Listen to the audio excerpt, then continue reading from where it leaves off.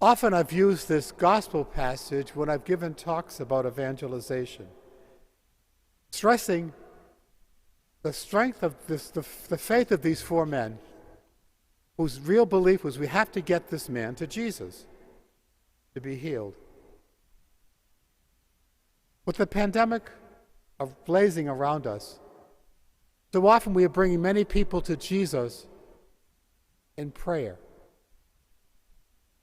But as we know, in this country, it's approaching 300,000 people who have been brought by many to Jesus in prayer,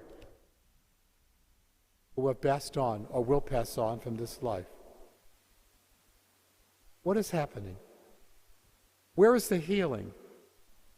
Where is Jesus in all of this?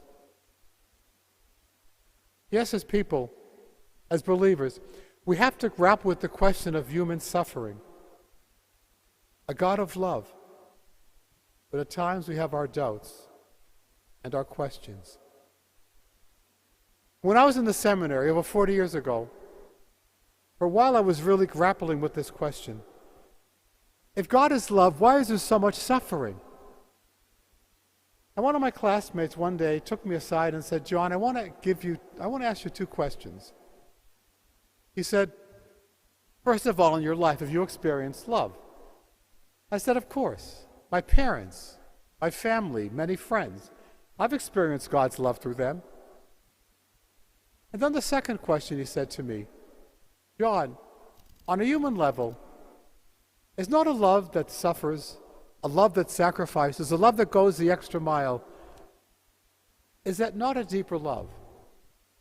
That's all he said. The questions remained, and a few weeks later, I'm not going to say it was a miracle, an apparition, but I was in the chapel, again with these questions. If God is love, why is there suffering?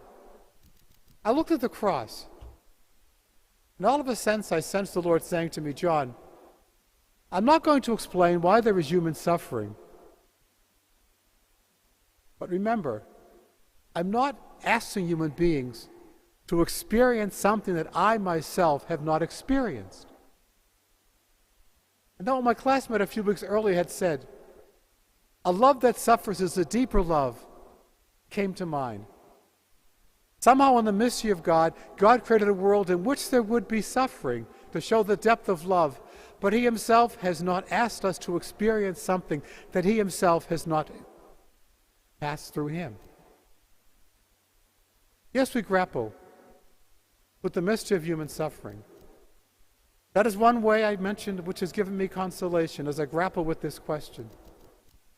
I still have my doubts at times. We all have our doubts.